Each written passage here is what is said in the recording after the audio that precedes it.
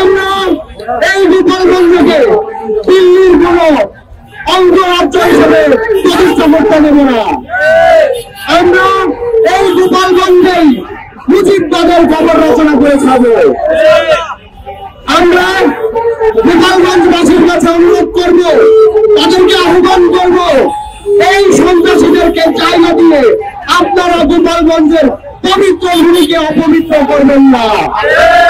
আমরা গোপালগঞ্জের সাধারণ মানুষকে অনুরোধ করব, আপনারা এই সন্ত্রাসীদের প্রতিহত করুন, এই সন্ত্রাসীদেরকে অবিলম্বে গোপালগঞ্জের মাটি থেকে সরিয়ে দিন।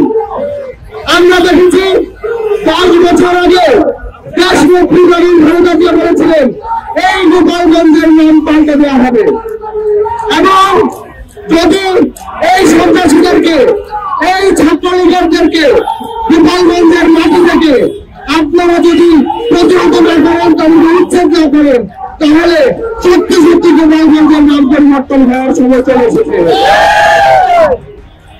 প্রিয় ছাত্র জনতা, এই পর্যায়ে আপনাদের সামনে বক্তব্য রাখবেন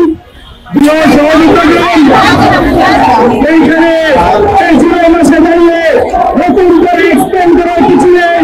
আওয়ামী লীগ বাংলাদেশে কত বড় সন্ত্রাস, কত মায়ের বুক খালি করছে।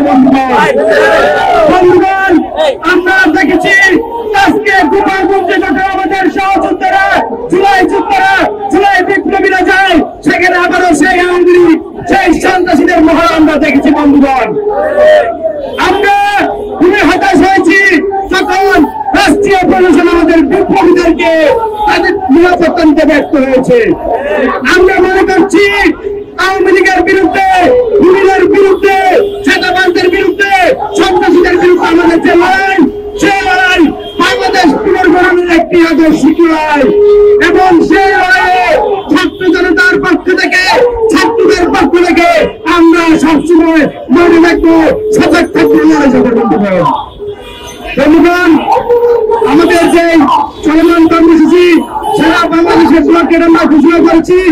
আপনারা জানেন ইতিমধ্যে বাংলাদেশের বেশ কয়েকটি রাস্তায় মহাসড়কে কিন্তু এক ব্লকের কর্মসূচি চলমান আছে। আমাদের জাহাঙ্গীরনগর বিশ্ববিদ্যালয়ের সহযোগিতারা, যাত্রাবাড়ির সহযোগিতারা, উত্তরের সহযোগিতারা সহ চট্টগ্রাম সহ কুমিল্লা সহ 7 জায়গায় আমরা জুলাইয়ে দেখেছি ব্লকে রয়েছে।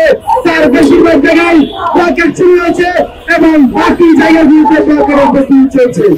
আমরা দেশবাসীকে বলতে চাই, আমাদের যে লড়াই, আমরা যে ব্লকে দিয়েছি, আমরা জানি আপনাদের জনগণ হচ্ছে, কিন্তু আমরা আপনাদের কিছু সময় চাচ্ছি। এই সন্ত্রাসীদের, এই আওয়ামী লীগের খুনিদের বাংলাদেশ থেকে বিতাড়িত করার জন্য আমরা সময় চাচ্ছি। আমাদেরকে সহযোগিতা করুন।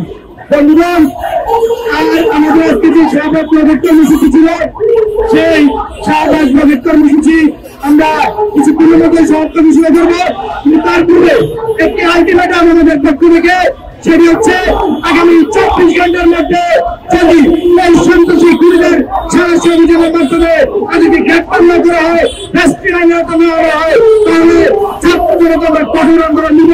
হয়তো আগামীকালকে 24 ঘন্টা পরে আমরা আবার ব্লকের কর্মসূচিতে পরিচিত পাচ্ছি। এই মুহূর্তে আমরা আমাদের শাহবাগের ব্লকের কর্মসূচি জনপূর্বক কমাতে ঢাকাবাসীর স্বার্থে আমরা সেই কর্মসূচি এই মুহূর্তে সরিয়ে নিচ্ছি। ধন্যবাদ।